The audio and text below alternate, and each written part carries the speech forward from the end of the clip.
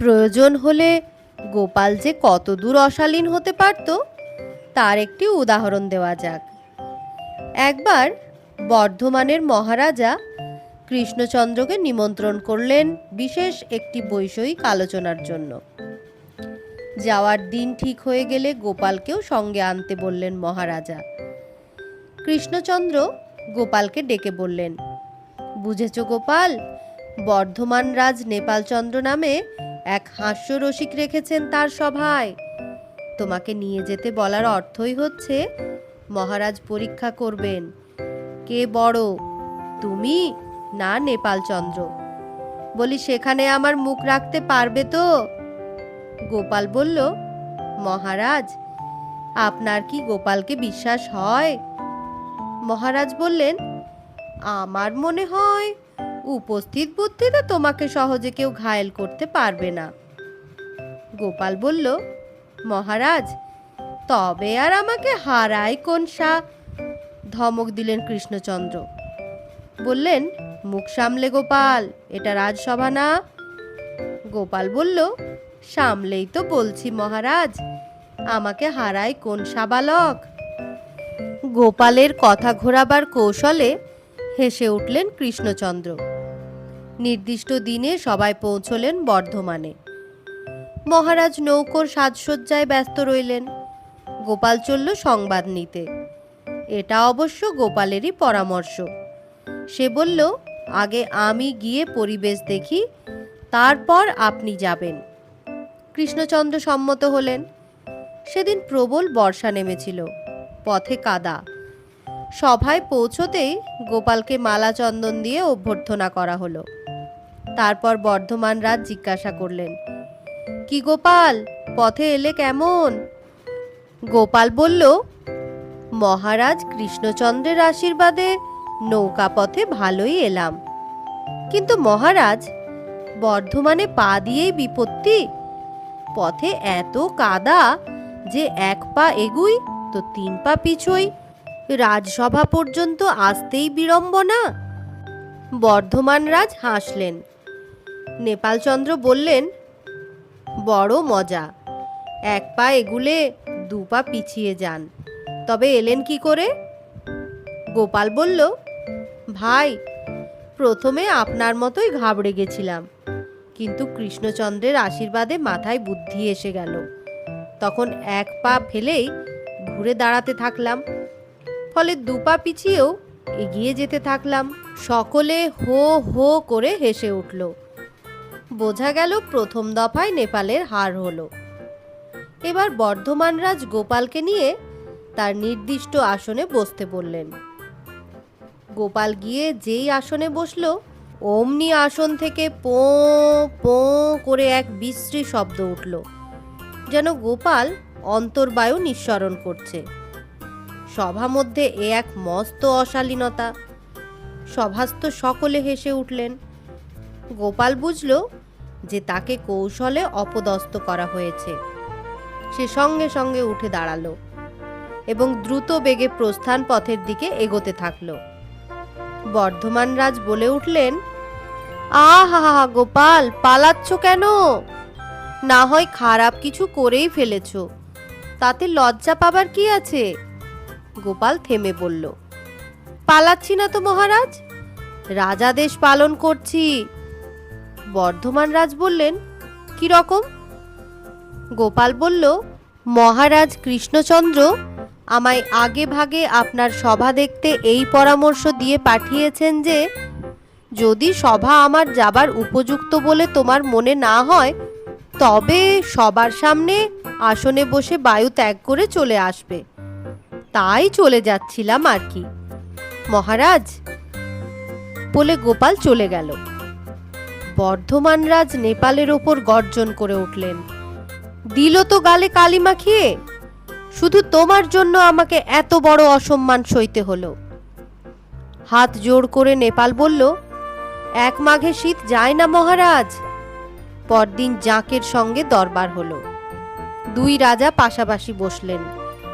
অন্যান্য রাজকার্য ঘটবার পর বর্ধমান রাজ বললেন, গোপাল, তোমার নানা রকম বুদ্ধিমত্তার গল্প আজ রাঢ়বঙ্গ বরেন্দ্রে ছড়িয়ে পড়েছে, কিন্তু তবু আমার নেপালচন্দ্র তোমাকে শ্রেষ্ঠ বলে মানতে চায় না। আমি এখানে সভায় তোমাদের দুজনকেই এক সমস্যা পূরণের দায়িত্ব দেব। যে অপরকে পরাজিত করতে পারবে তাকে আশাতীত পুরস্কার দেব। গোপাল কৃষ্ণচন্দ্রের দিকে চাইল। কৃষ্ণচন্দ্র হাসলেন, বললেন, সে ব্যাপারে গোপাল কখনো পিছপা নয়। আমি অনুমতি দিলাম গোপাল। গোপাল বলল, মহারাজ বলুন কোন কুস্তি লড়তে হবে? হেসে বর্ধমান রাজ মন্ত্রীর দিকে তাকালেন। মন্ত্রী বললেন, গোপাল আর নেপাল। বর্ধমান রাজ একদিনের মধ্যে তোমাদের 3 জন লোককে দরবারে হাজির করবার হুকুম দিচ্ছেন। এদের একজন এপার দরিয়ার, অন্যজন ওপার দরিয়ার, আর একজন মাঝ দরিয়ার। এর জন্য তোমাদের যা প্রয়োজন আমাকে জানালেই হবে। গোপাল মাথা নুইয়ে মোগলাই প্রথায় কুর্নিশ করে বলল, মহারাজ আমাকে 102 স্বর্ণমুদ্রা দেবার আদেশ করুন। তৎক্ষণাৎ তা মঞ্জুর হলো। নেপাল কিন্তু তখনই কিছু চাইল না, কারণ সে জানত টাকা দিয়ে লোক ধরে রাজসভায় আনা যাবে না, আর গেলেও সে যে ওপার দরিয়া বা মাঝ দরিয়া বা এপার দরিয়ার লোক তা প্রমাণ করা যাবে না।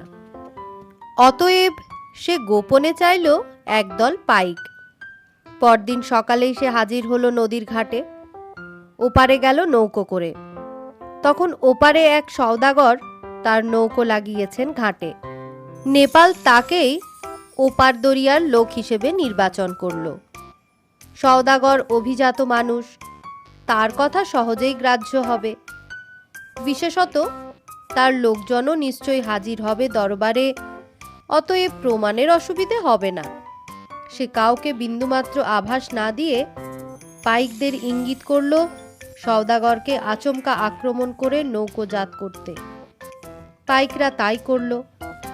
নেপাল রাজসভায় গেলে সওদাগরকে পাবে, এই বলে নৌকো ছেড়ে দিল। মাঝ দরিয়ায় সে আক্রমণ করল আর এক নৌকো। তাতে এক জমিদার যাচ্ছিলেন স্ত্রী পুত্র কন্যাদের নিয়ে। নেপাল ছোট্ট মেয়েটিকে নিয়ে রাজসভায় কন্যা পাবেন বলে নৌকো ছেড়ে দিল, আর এপার থেকে তুলে নিল এক ছেলেকে। সোজা দরবারে এসে হাজির হলো গোপাল। পেছনে হৈ হৈ করে এলো 3 জন লোক। দস্যু লোকটা সত্যি সত্যি রাজ দরবারে এলো দেখে লোকগুলো একটু ঘাবড়ে গেলেও পিছু ছাড়ল না। নেপাল সোজা রাজার সামনে এসে ওদের হাজির করে বলল, 3 দরিয়ার লোক এনেছি হুজুর, আর পেছনের লোকগুলো আমার সাক্ষী। ওরাই প্রমাণ করবে যে আমি সাজিয়ে আনিনি। সত্যি সত্যি 3 দরিয়ার লোক এনেছি। রাজসভায় হৈ হৈ শুরু হলো। 3 ব্যক্তি অভিযোগ করল সঙ্গীরা অকারণে তাদের বন্দি করে এনে অসম্মান করায় মহারাজের কাছে ক্ষতিপূরণ চাইলেন সকলে। বর্ধমান রাজ তার লোকের এমন ব্যবহারের জন্য নিজে মার্জনা চাইলে মামলা মিটে গেল। সকলে চলে গেল। নেপাল যে সত্যি সত্যি 3 দরিয়ার 3 লোক এনেছে সে বিষয়ে সন্দেহ রইল না কারো। গোপালের ওপর যে টেক্কা দিতে পেরেছে সে বিষয়ে নেপালের কোনো সন্দেহ রইল না। সে নিজে খুব গর্বিতভাবে গিয়ে তার আসনে বসল। মন্ত্রীমশাই চাইলেন গোপালের দিকে। গোপাল বলল, মন্ত্রীমশাই, আমি 3 জন লোকই এনেছি, কিন্তু এত হৈ হৈ আনতে পারিনি, এত সাক্ষী সাবুদও আনিনি, কারণ আমি জানি আমার রত্ন যাচাই করতে আপনারাই শ্রেষ্ঠ জহুরি।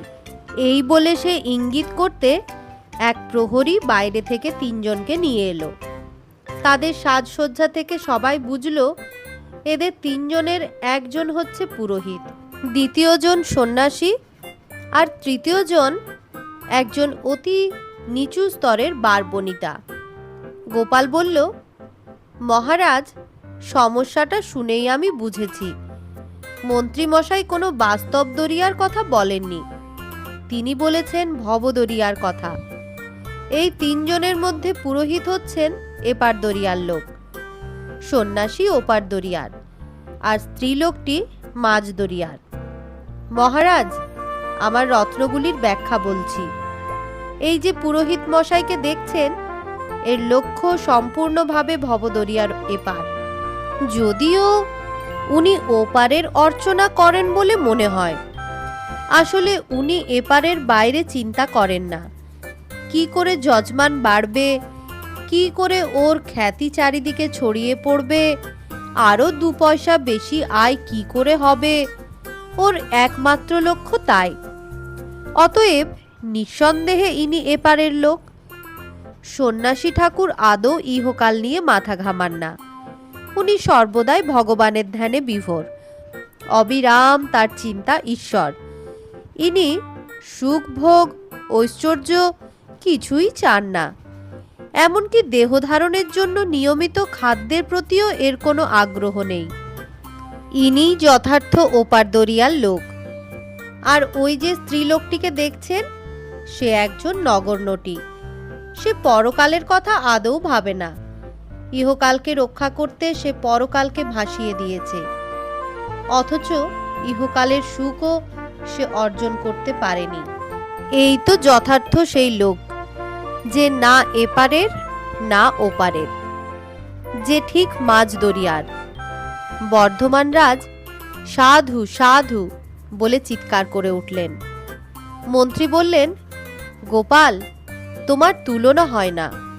তুমি শুধু সমস্যার সমাধান করনি, প্রশ্নের এমন এক উত্তর হাজির করেছ, এত বড় দার্শনিক উত্তর আমি নিজেও সমস্যা দেবার সময় ভাবিনি।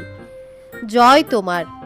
তুমি সামান্য ভার নও গোপাল, তুমি মহাপণ্ডিত। নেপাল ছুটে এসে গোপালের পা জড়িয়ে ধরল। গোপাল তাকে টেনে তুলল বুকে। সকলে আবার সাধু সাধু করতে থাকল। খুব আনন্দের সঙ্গেই বর্ধমান থেকে ফিরছে গোপাল। কৃষ্ণচন্দ্র বললেন, তোমার সম্মান প্রতিপত্তি খ্যাতি বাড়ায় আমি খুব খুশি হয়েছি গোপাল। গোপাল বলল, আমিও মহারাজ, তবে অন্য কারণে। কি কারণে? গোপাল বলল, মহারাজ, আপনি খুশি হয়েছেন, এতেই আমি খুশি। আর এখানে আমার প্রচুর আয় হয়েছে। মহারাজ, আমি 16 আনা এপারের লোক। আমার ইহকালের 2টি দিক, একদিকে আপনার খুশি, অন্যদিকে অর্থাগম। কৃষ্ণচন্দ্র হেসে উঠলেন। একটু পরে বললেন, গোপাল, পথে পড়বে আমার পিসির বাড়ি। আমি সেখানে একদিন থেকে যাব। তুমি কি আমার সঙ্গে যাবে? গোপাল বললে, এ কি প্রশ্ন মহারাজ? আসবার সময় রানীমা মাথার দিব্যি দিয়ে ছেড়েছেন যে আপনাকে এক মুহূর্ত নজর ছাড়া করা চলবে না। চঞ্চল স্বভাব, কোথায় কি অনর্থ করে বসেন, এই রানীমার ভয়। আপনাকে একা ছাড়ি কি করে? কৃষ্ণনগর ফিরে রানীমার কোলে বসিয়ে দিয়ে তবে আমার ছুটি। গোপালের কথায় মুখ টিপে হাসলেন কৃষ্ণচন্দ্র। বললেন, কোলে বসানো পর্যন্ত সঙ্গে থাকবে গোপাল? গোপাল সঙ্গে সঙ্গে জিভ কেটে বলল, আরে ছি ছি, কি বলতে কি বলে ফেলেছি। কিছু মনে করবেন না মহারাজ। আসলে মহারাজ বললেন, আসল নকলের দরকার নেই। আমার পিসির কথা শোনো। মানুষটা খুব সাদাসিধে, তার খাওয়া দাওয়া খুবই সাদাসিধে, কারণ পিসি আমার খুব কৃপণ। গোপাল হাত জোড় করে বলল, মহারাজ, একে কৃপণ, তাই সাদাসিধে আহার, বড় বিপদ মহারাজ। আমি একবার এমন এক বন্ধুর পাল্লায় পড়েছিলাম। কি রকম? মহারাজ কৌতূহল প্রকাশ করলেন। গোপাল বলল, মহারাজ, আমার বন্ধুটি প্রায়ই আমার বাড়ি আসতো। আমার স্ত্রী তার জন্য চর্ব চুষ্য লেজ্জ পেয় সব রকম আহার পাঠাতো। দিব্যি চেটে পুটে খেত লোকটি। একদিন সে এসে বলল, গোপাল ভায়া, তোমার বাড়িতে খাওয়ার কথা আমার স্ত্রীকে রোজই বলি। আমার স্ত্রী আচ্ছা বাতিগ্রস্ত লোক। সে বলে, রোজ রোজ তার বাড়িতে খাও, তাকে তো একদিন নেমন্তন্ন করে খাওয়াও না। আজ তাই তোমাকে নেমন্তন্ন করছি দাদা, গরিবের বাড়িতে দুটো ডাল ভাত খাবে। আমি বললাম, আচ্ছা যাব। গেলাম। খেতে গিয়ে দেখি সত্যি সত্যি ডাল ভাত, না কিছু ভাজা, না মাছ, না মিষ্টান্ন। আমার চোখ মুখের ভঙ্গি দেখে বন্ধু বলল, আমি একটু সাদাসিধে আহার পছন্দ করি দাদা। আপনার বাড়ির গুরু আহার খেয়ে আমাকে রোজই ডাক্তার ডাকতে হতো, তাই একটু। বন্ধু হাসি দিয়ে বাকিটা পূরণ করলো। আমি বললাম, তাহলে তো আমার বাড়িতে বড়ই কষ্ট পেয়েছো বন্ধু। ঠিক আছে, তোমার জন্য আমার বাড়িতেও সাদাসিধে আহারের ব্যবস্থা থাকবে। আমি দুটো সাদাসিধে আহারের বিধি জানি। 1 গেলাস ভর্তি বার্লি দেওয়া বা শুধুই জল, যত খুশি খাও, কখনো ডাক্তার ডাকতে হবে না। আমি সেই ব্যবস্থাই রাখব। বন্ধুকে তো কষ্ট দেওয়া যায় না। সেই থেকে বন্ধু আমার বাড়ি আসা ছেড়ে দিল।